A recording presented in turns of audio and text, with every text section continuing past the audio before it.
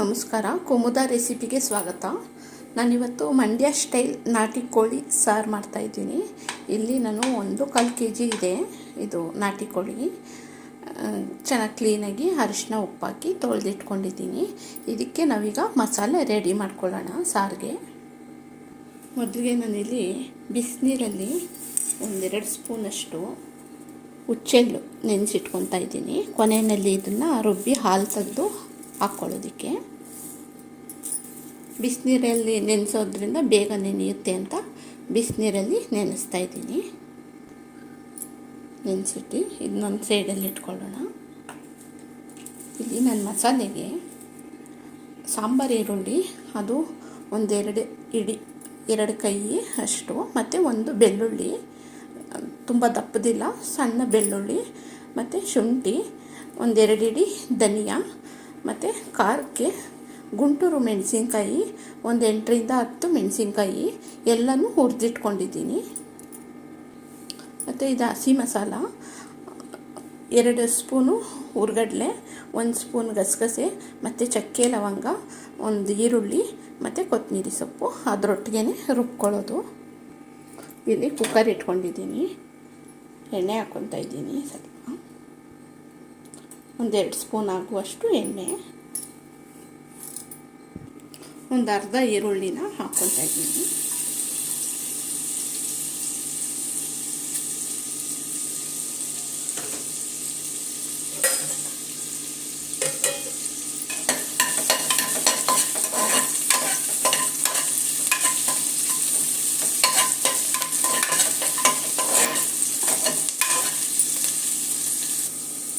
ಇಲ್ಲೊಂದು ಸಣ್ಣ ಟೊಮೊಟೊ ಹಾಕ್ಕೊತಾ ಇದ್ದೀನಿ. ಒಬ್ಬೊಬ್ರಿಗೆ ಟೊಮೊಟೊ ಹಾಕೋದು ಇಷ್ಟ ಆಗೋಲ್ಲ, ಆದರೆ ನಾನು ಟೊಮೊಟೊ ಹಾಕಿದ್ರೇ ತುಂಬ ಇಷ್ಟ ಆಗೋದು.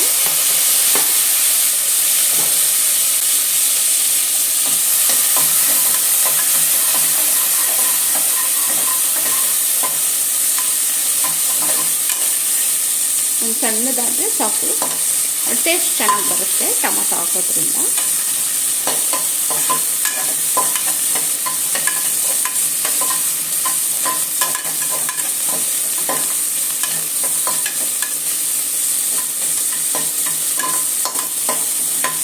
ಟೊಮೊಟೊ ಫುಲ್ ಚೆನ್ನಾಗಿ ಮೆತ್ತಗಾಗೋ ತನಕ ಹುರ್ಕೊಳ್ಳೋಣ.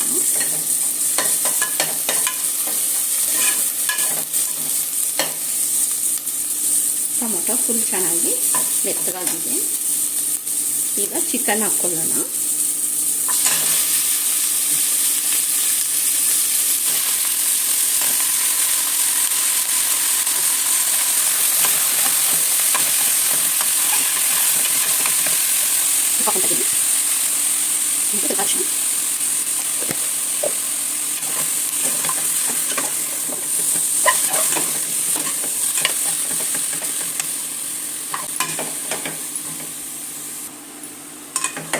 ನೋಡಿ, ಈ ಥರ ನೀರು ಬಿಟ್ಕೊತಾ ಇದೆ.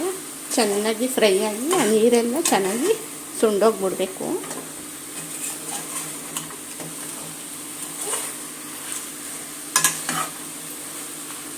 ಆ ನೀರೆಲ್ಲ ಚೆನ್ನಾಗಿ ಸುಂಡೋಷ್ಟರೊಳಗಡೆ ನಾವು ಮಸಾಲೆ ರುಬ್ಕೊಬಿಡೋಣ.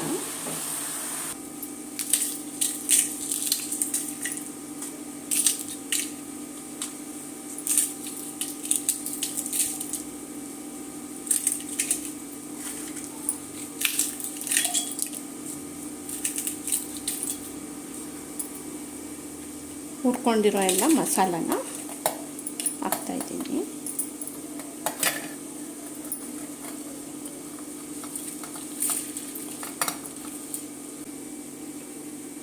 ಮತ್ತು ಇದರೊಟ್ಟಿಗೆ ಇದನ್ನು ಗಸಗಸೆ, ಚಕ್ಕೆ ಲವಂಗ, ಹುರ್ಗಡ್ಲೆ, ಮತ್ತು ಹಸಿ ಈರುಳ್ಳಿ, ಕೊತ್ತಂಬರಿ ಸೊಪ್ಪು ಇವಿಷ್ಟನ್ನು ಇದರೊಟ್ಟಿಗೆ ಹಾಕಿ ಎಲ್ಲ ಒಟ್ಟಿಗೆ ನುಣ್ಣಗೆ ರುಬ್ಕೊಂಡ್ಬಿಡೋಣ. ಸ್ವಲ್ಪ ನೀರು ಸೇರಿಸ್ಕೊಂಡು ನುಣ್ಣಗೆ ರುಬ್ಕೊಳ್ಳೋಣ. ನೋಡಿ, ನೀರೆಲ್ಲ ಚೆನ್ನಾಗಿ ಸುಂಡೋಗಿದೆ.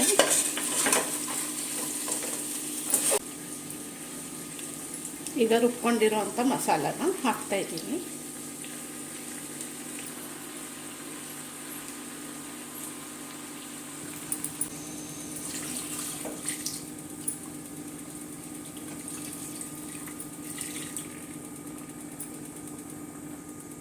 ಈಗ ಉಪ್ಪು ಸೇರಿಸ್ತಾ ಇದ್ದೀನಿ.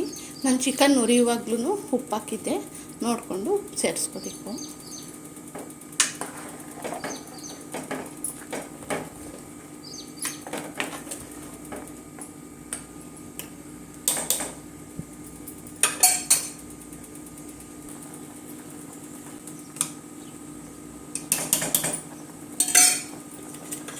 ಈಗ ಕುಕ್ಕರ್ ಕ್ಲೋಸ್ ಮಾಡಿ ಒಂದು 5 ವಿಸಲ್ ಹಾಕ್ಸ್ಕೊಳ್ಳೋಣ. ನಾನಿಲ್ಲಿ ಒಂದು ತೆಂಗಿನಕಾಯಲ್ಲಿ ಅರ್ಧ ಹೋಳು ತೆಂಗಿನಕಾಯಿನ ಈ ಥರ ಕಟ್ ಮಾಡಿ ರುಬ್ಕೊತಾ ಇದ್ದೀನಿ. ಬಿಸಿನೀರು ಹಾಕಿ ನುಣ್ಣಗೆ ರುಬ್ಕೊಂಡು ಹಾಲು ತೆಗೆದಿಟ್ಕೋಬೇಕು. ನೋಡಿ, ಕುಕ್ಕರ್ ತಣ್ಣಗಾಗಿದೆ.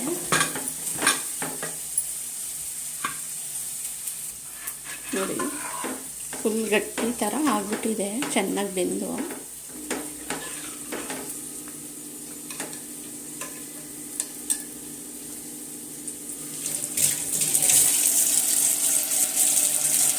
ಚೆನ್ನಾಗಿ ಬೆಂದಿದೆ.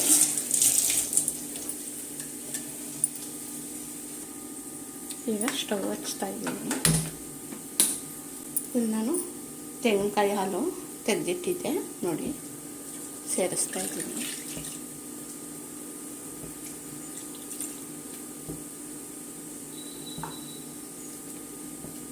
ಮತ್ತು ಹುಚ್ಚೆಳ್ಳು ಅದು ರುಬ್ಬಿ ಹಾಲು ತೆಗೆದಿಟ್ಟಿದ್ದೀನಿ, ಅದನ್ನು ಹಾಕ್ತಾಯಿದ್ದೀನಿ.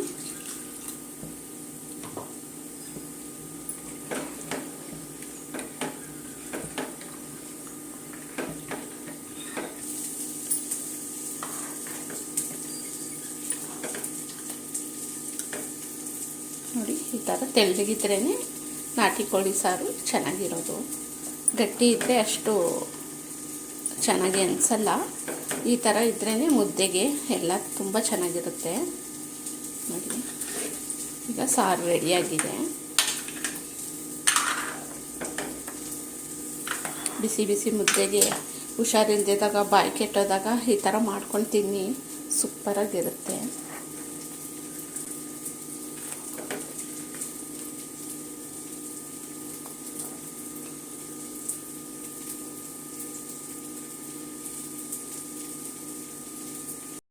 ನೋಡಿ ಫ್ರೆಂಡ್ಸ್, ನಾಟಿ ಕೋಳಿ ಸಾರು ರೆಡಿಯಾಗಿದೆ. ಮುದ್ದೆಗೆ, ಬಿಸಿ ಬಿಸಿ ಮುದ್ದೆ ಜೊತೆಗೆ ಸೂಪರಾಗಿರುತ್ತೆ. ನೀವು ಒಂದ್ಸಲ ಇದೇ ಮಸಾಲ ಹಾಕಿ ಟ್ರೈ ಮಾಡಿ, ಸೂಪರಾಗಿ ಬರುತ್ತೆ. ಮತ್ತು ಬಿಸಿ ಬಿಸಿ ಇಡ್ಲಿ, ದೋಸೆಗೆ, ಮುದ್ದೆಗೆ, ಬಿಸಿ ಅನ್ನಕ್ಕೆ ತುಂಬ ಅದ್ಭುತವಾಗಿರುತ್ತೆ ಈ ಸಾರು.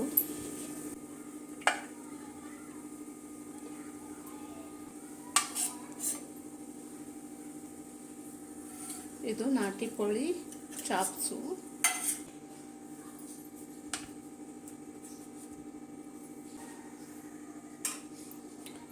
ಈ ನನ್ನ ವಿಡಿಯೋ ಇಷ್ಟ ಆಗಿದ್ದರೆ ಲೈಕ್ ಕೊಡೋದು ಮರಿಬೇಡಿ, ಶೇರ್ ಮಾಡಿ.